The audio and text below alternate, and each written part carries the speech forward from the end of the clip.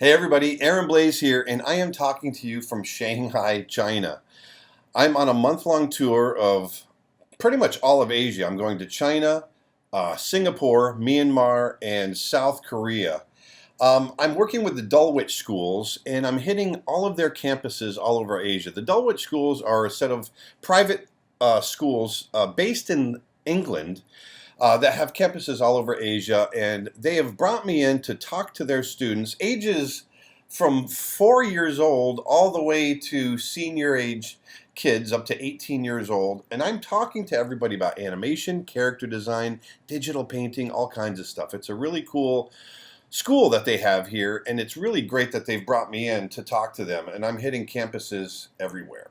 So I've been to Beijing, I've been to Zhuhai, and now I'm in Shanghai. And today is my day off. It's Saturday, but I thought, it'd be really cool to do a video and talk to you guys about some basic animation principles. One of the things I've been talking to the kids about is this concept of squash and stretch, and squash and stretch. These are concepts, basic concepts that we use in animation that help our animation to become more dynamic and to take it beyond what's real and bring it into the world of caricature and like ultra believability is what I call it. It's been really successful with these kids when I teach it, and I just thought, I'm going to turn it into a video and play it for you guys. So that's what I want to do. So I'm just going to start with what I've been talking to them about. What is squash and stretch? Well, when we I'm going to go back to designing our characters. When we design our characters, this is back for hand-drawn animation, and actually, I think this goes for CG animation as well. But back during the 90s, when we were creating Beauty and the Beast and Aladdin, Lion King, Pocahontas, Mulan, all those films, when we were working on those films, when we design our characters, even characters as complex as the Beast, we start with simple shapes. And there's a couple of reasons why we use these simple shapes.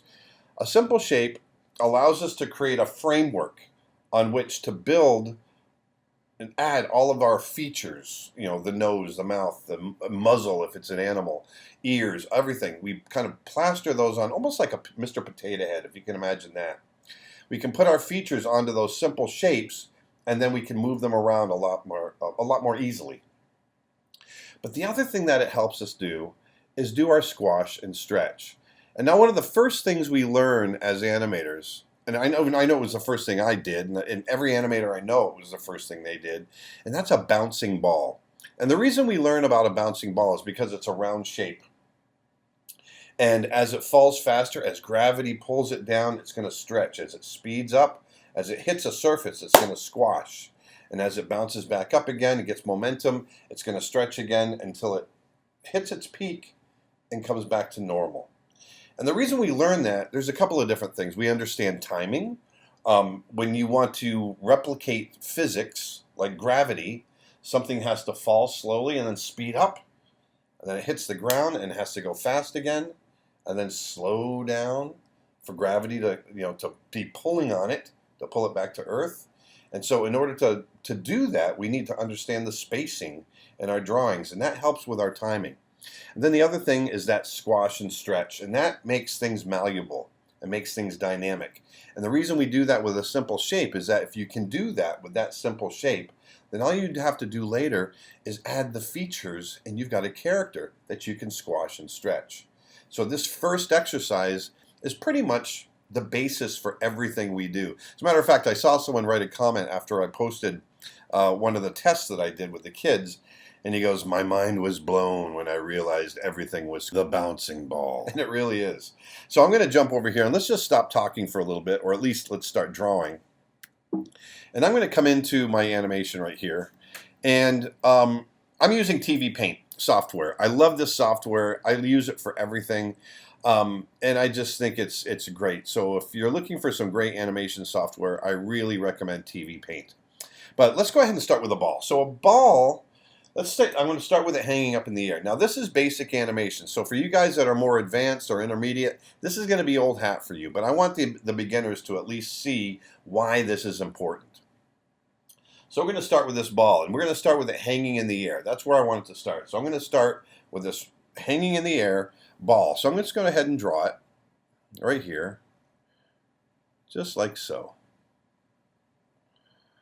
And I'm doing this on a tablet, so bear with me because the circles that I draw are not going to be perfect. I usually work on a Cintiq, a Wacom Cintiq pen display, which I also highly recommend. They're just fantastic. But here we go. So and this I'm using a Wacom Intuos tablet right now. I don't usually use them, but since I'm on the road, that's what I'm using today, and I love them for that portability aspect of them. But for me, drawing is just a little more difficult. So anyway, so we've got this ball. What do we need to do now? That ball needs to start dropping, okay? It needs to start to fall. So we need to move it just a little bit. So I'm going to create a new drawing. And I'm going to turn on my onion skin so I can see. Now we can see where that old drawing is. So I'm just going to move it just a little bit. Now theoretically, yes, we could just copy it and paste it. But for me, you start to see the copy and paste if you do that. And oops, see that little see that little dent right there?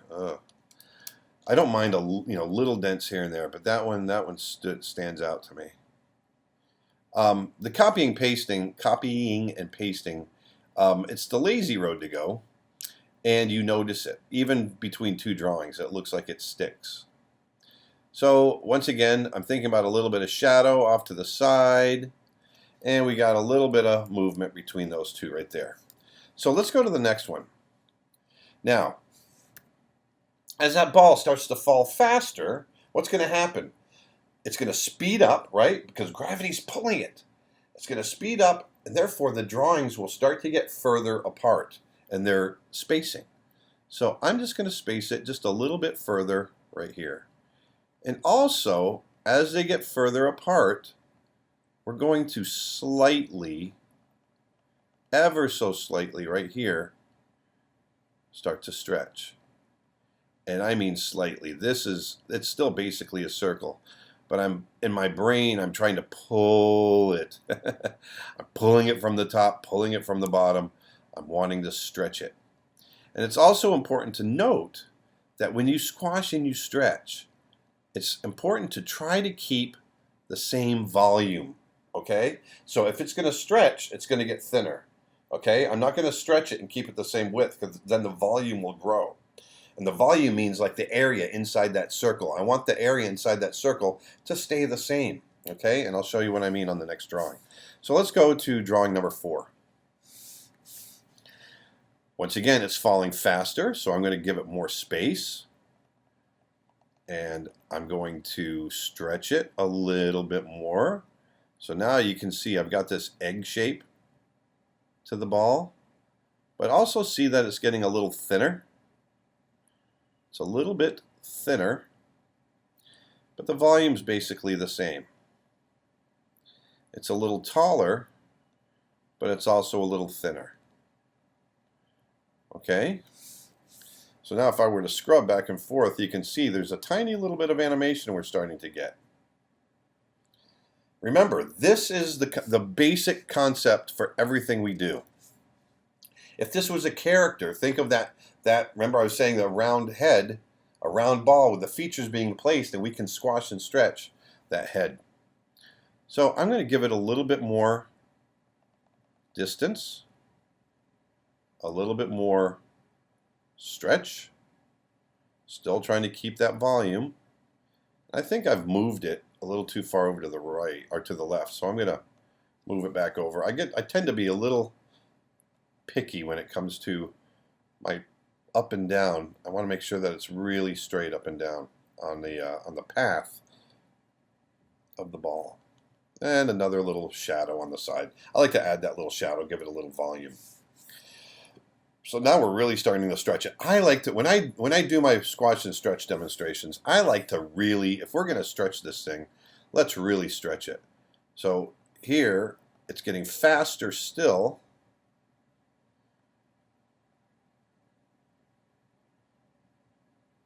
Look at that. We're getting a nice stretch right there. Very nice stretch. I like it. Like it, like it, like it.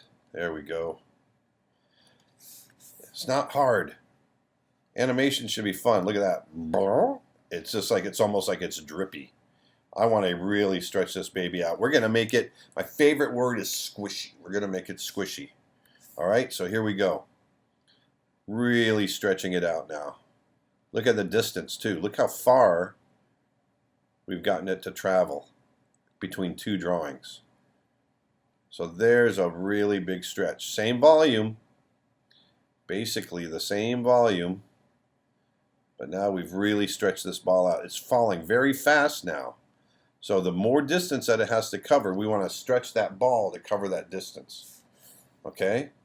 So you see, oh, whoa, look at that sucker stretch right out. And it's going really fast. Let's put another drawing down. Now I'm imagining the ground being right about here. So I'm going to let this ball fall. I'm going to let this ball fall. Man, I'm a poet and didn't even know it. Here we go. I'm going to let it fall right about here. It's just touching the ground. And I mean just touching it. So it's got all this momentum. It's coming down. It's falling down fast. And it's just touching the ground. So what's going to happen next? All the kids love it when I get to this point. What's going to happen next? Well, I always tell them you've got to do the sound effect because it always helps. But when that ball falls, it comes down and makes that squash. We got to squash it. So if you look at the distance I have right here, I've got about that much distance. I want to go at least that much distance here. So there's going to be the top of the ball, but obviously it's stopping right here. So I'm going to squash it like this.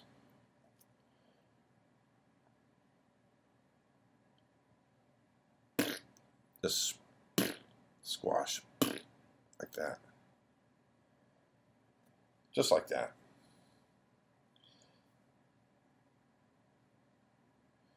And we'll give it a little shadow. Now that volume looks a little small to me. It looks a little small to me, so I'm going to enlarge it. Just a bit. There we go. So now we can go, there's our original right there. But it's still got momentum. It's still falling hard. It's still, even though it stopped, it's still got momentum to squash even more. So I'm just going to bring it down here. Now the timing on this is going to be a combination of what we call twos and ones. Ones meaning one drawing for every frame, and twos meaning one drawing for 2 frames. We can hold that drawing for 2 frames. Okay? So there's our squash, a big squash right there. That's our big squash. Just like that. And actually, I'm going to go one more drawing because we're going to do this section on ones. So I'm just going to barely squash it. It's really just a little bit more. It's almost used up all of its momentum right into that last squash. Right there. Oh man. It is flattened out. Looks like a pancake. Looks just like a little shadow right there. Looks just like a pancake. So watch this. Yes. So now we've got all this stored energy. And it's a stretchy ball. So what's happening? All that tension is out here. It's got to push it back up into the air. It's got to bounce back up, shoot right back up into the air. So that's what we're going to do. I'm going to create a new drawing right about here. I'm going to have it start to come up.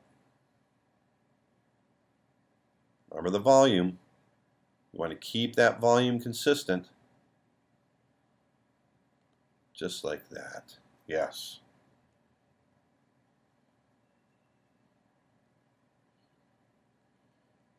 You notice it's skinnier at the top than on the bottom because it's shooting up like this. So if you look, boom, boom, we're starting to get that momentum shooting up into the air. Now, I also need to know where I'm going, right?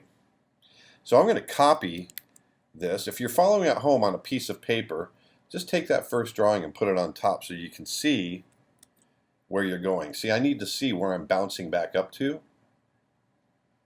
So I'm going to come back here, and that's going to be our goal. I need to get up to there. Now, I'm going to have a nice stretch right about here. Remember how far the increments were in the drawings as it was falling down. I want it to be about the same, because this is going to be a perpetual bouncing ball. Even though a bouncing ball should, according to the laws of physics, if nothing's helping it, it bounces lower and lower each time it bounces because it loses energy. Well, in this case, we're going to be doing a perpetual bouncing ball. It's just going to bounce in the same place over and over. We're doing one bounce cycle, okay? We're cycling it back to the beginning. So I'm going to add another drawing here. And watch, I'm going to bring it up. Now, it's not going to go quite as far. It's still got a lot of momentum, and I'm still stretching it. But I'm going to start, after this point, it's going to start slowing down, and it's going to start going back to its original shape. As it slows down, it goes back to its original shape. It loses its stretch and goes back to its original form. So look, so the increment is going to get a little shorter, and the shape is going to get a little less stretched, like so.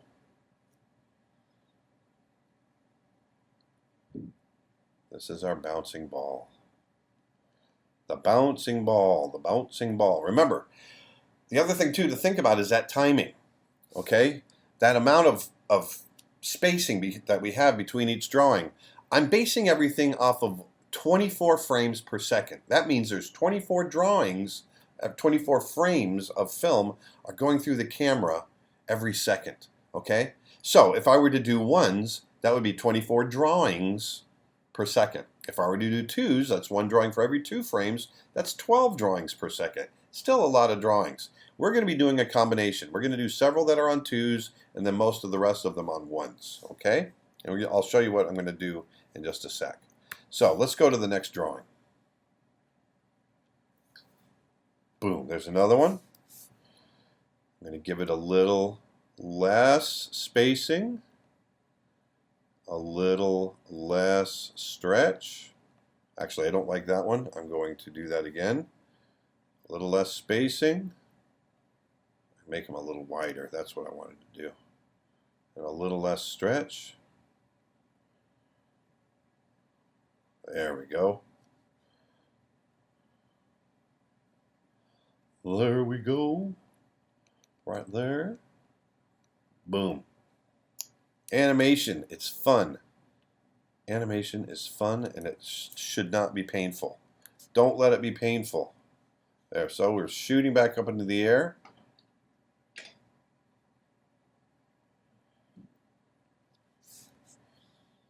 Look at the increment is getting smaller. And the shape is getting more round. Just like so. There we go. Just like so. There we go. These poems are just, they're just pouring out of me. I'm full of rhymes. There we go, right there. Just like that. Look at that, coming right up into our final shape. Let's get that last drawing in there. This is going to be our last one. Look how close I get. Just like we did when we started. And some of you might say, well, why don't you just reverse it and use the same drawings? Well, because if you do that, you will notice the pattern right away. Your brain picks it up. So I don't do that. I do a new drawing every time on the way up and on the way down. That way, the drawings are in slightly enough different of a position that your brain will not pick up a pattern. Okay? So that's very important. So here, we've already got that drawing at the beginnings for the cycle, so we don't need it. So there we are. I'm going to jump back to the beginning here, and I want that drawing to hold just a little bit longer, so I'm going to give it an extra frame. That's going to be one of our 2s. Same with the next one. Give that one a little extra time. Give that one 2s. But now I'm going to let it start to fall onto 1s. And then when it comes down, boom, boom. We've already got these held together pretty well, so I'm going to leave those all on 1s and just see how it looks. And we might want to come back and give one of them 2s, but we'll see. It'll come back up, and we'll give it a little. It's slowing down, slowing down, slowing down. Let's give that one extra time on 2s. Do we want that one on 2s? Let's try it. Let's see what happens. So now we've got this cycle that's 23 or 22 frames long. Okay? 22 frames. Now, what have we done? We've created squash and stretch. We've talked about this bouncing ball in just a matter of 15 minutes. And what I've talked to you about is physics. We've talked about gravity, pulling it to the ground. So we've spaced out our drawings further and further. We've talked about squash and stretch. As it speeds up, it gets longer. As it hits the ground, it squashes. As it bounces back up, it stretches again until it goes back to its original form when it stops and starts all over again. Let's see how that comes together. So I'm going to make this bigger. We're going to hit play. And look at that. We've got a bouncing ball. Now look at how it slows down at the top and then speeds up as it falls. This is what we talk about. This is what we're thinking when we do our animation. This is a very simple bouncing ball, but when it comes to the way we apply it to our characters, and like I said, even a character as complex as the Beast from Beauty and the Beast. I was one of the animators of that character. I would squash him and I would stretch him. If he moved really fast, everything would drag and stretch. And all of that would add dynamics to the animation and make it feel more real and make it feel malleable and squishy, and you could touch them. Remember, the idea behind creating our characters is not to move them, it's to bring them to life. And it's through fundamentals like squash and stretch that you can bring your characters to life.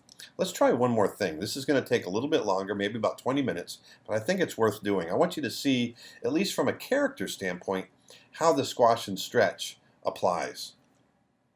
So let's go to, let's just do what we're talking about. Let's do that squash, and let's do the stretch, and maybe a drawing or two in between. So I'm going to go ahead and stop this, and let's do a new project. And let's go now. We've got let's say we've got a character. And let's just come up with a simple character. I'm just going to draw it right here. Let's draw it right here. Now let's do a character doing a take. Like, you know, it's like all of a sudden he gets scared. Like that. Now what happens when it's kind of funny, but when I do this take, I almost feel like Kramer from Seinfeld. But when I do that, what's happening? I'm squashing, and then I'm stretching. I'm normal, squash, stretch. Those are the three main poses of a take. So if we take a character, start with that ball right here. There's a ball. And one of the kids asked, can you draw a pig? So let's draw a pig. Pigs are fun, so I'll draw a pig. So let's draw this pig character. Eye line right here. Nose. Snout right there.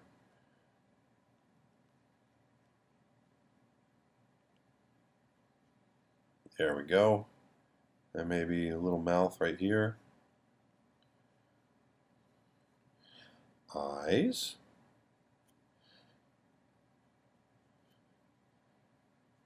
Just like this. So, yes, the bouncing ball, these are going to be the same concepts as a bouncing ball, except we're drawing all these different features.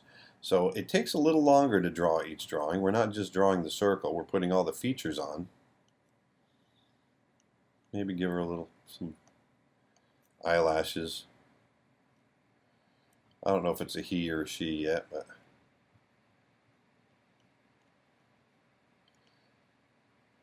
there we go. Little pig. Little piggy, little piggy. Pigs have big ears, actually. Little floppies right here.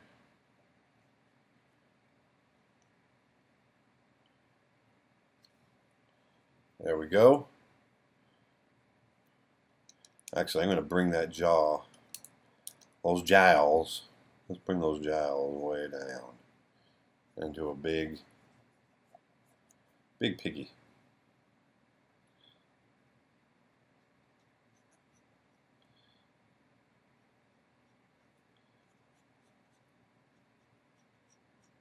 There we go. So there's a pig. I'm not going to draw the rest. Let's just keep it up around the head. Keep everything around the head. So using that right there, using the squash and stretch with the ball as our base. Remember, here's our simple shape, right? I built this simple. I drew the simple shape and built the all the features right onto it. Just like, remember I was saying, Mr. Potato Head. So there's our first drawing. So that's normal.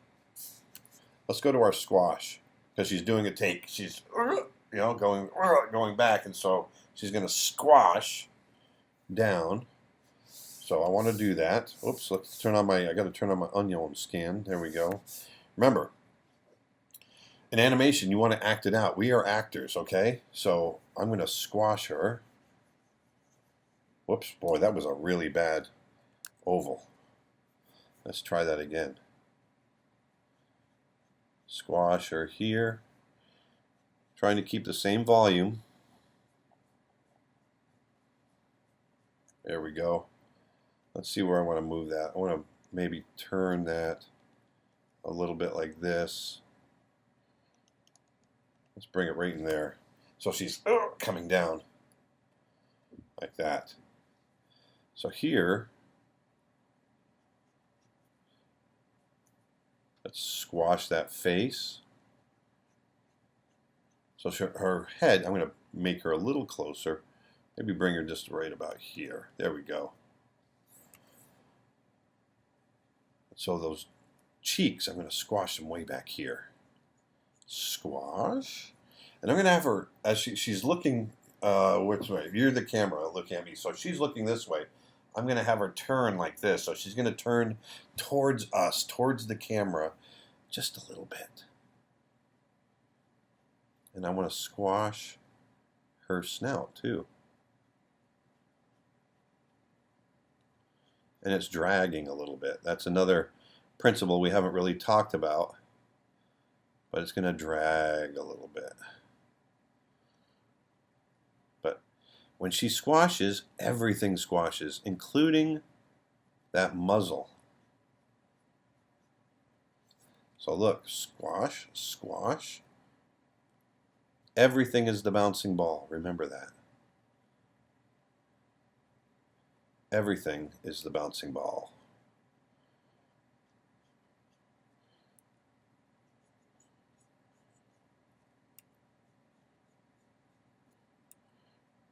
There we go. We're going to bring her in just like that. Now, I want her eyes to be scrunched. Everything's squashing.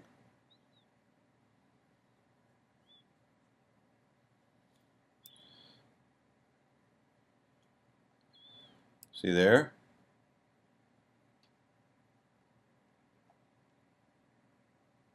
Just like that. This is how the bouncing ball relates back to character animation. Because I've had so many kids ask me, okay, bouncing ball is great, but what does that got to do with character animation? Well, this is it. Right here. There's her other cheek coming around. Oop, oop. Now, if she's squashing, I'm going to let that ear kind of drag. Ooh, ooh, like that.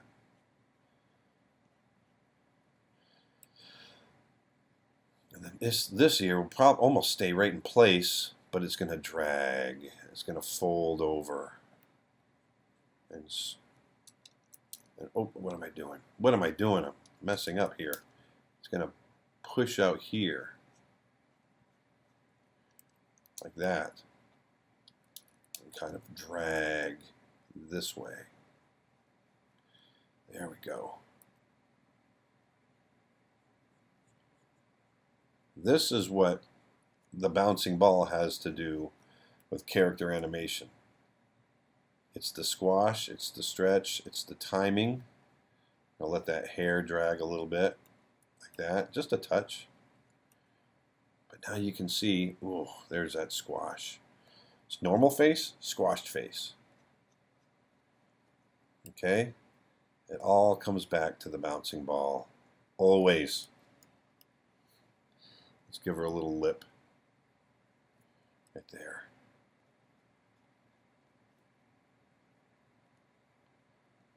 Okay, so there's that. Now let's jump to the, now we can just go back and forth between the two. Let's go to the stretch. All right, that's our big stretch.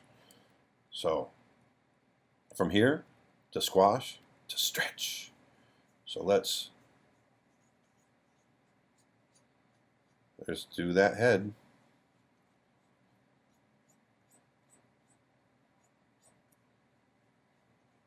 So there's our stretch. Completely opposite, right?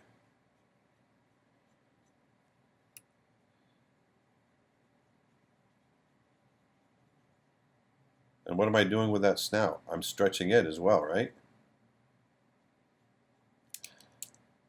Clean up the bottom of it a little bit. Whoa, whoa. I always make the sound effect. Whoa, whoa. I'll tell you, once the kids realized how the squash and the stretch relate to the character, man, the light bulbs went off. It was really, really cool to see them just like all of a sudden they realized what it all meant.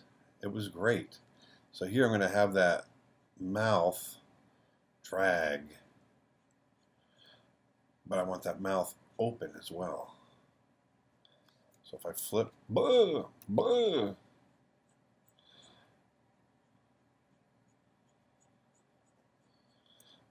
Ah.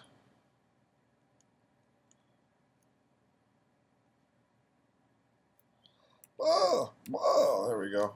I don't know that a pig would have big teeth like that. I mean, they have tusks, but let's just do that. Bah, bah.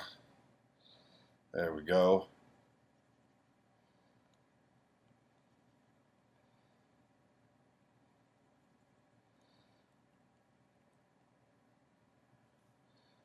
And I'm going to give her a big double chin.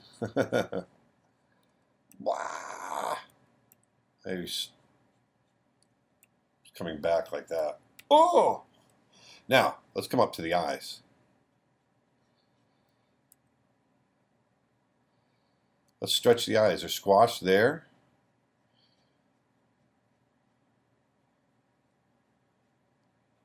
I'm going to really stretch her eyes.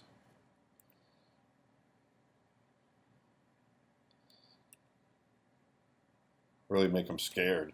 Blah!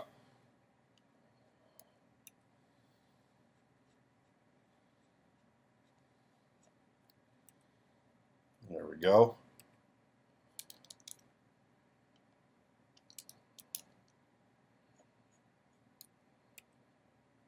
Maybe I'll throw the other eye in, just for the heck of it.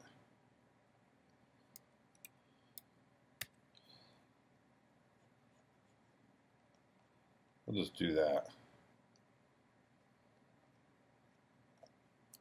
Blah, blah.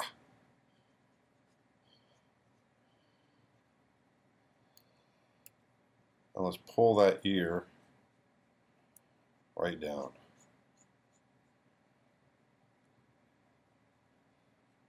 Right there.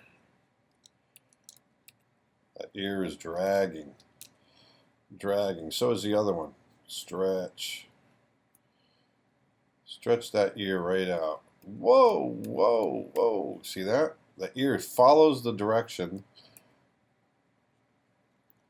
of the pig's head. Now let's stretch those cheeks too. Squash cheek, stretch cheek. But I don't want it to sit in one place. It's kind of creating a tangent there. I'm going to pull that cheek back a little bit. So here it is there. So I'm going to pull it back here. There we go. Stretch, stretch, stretch.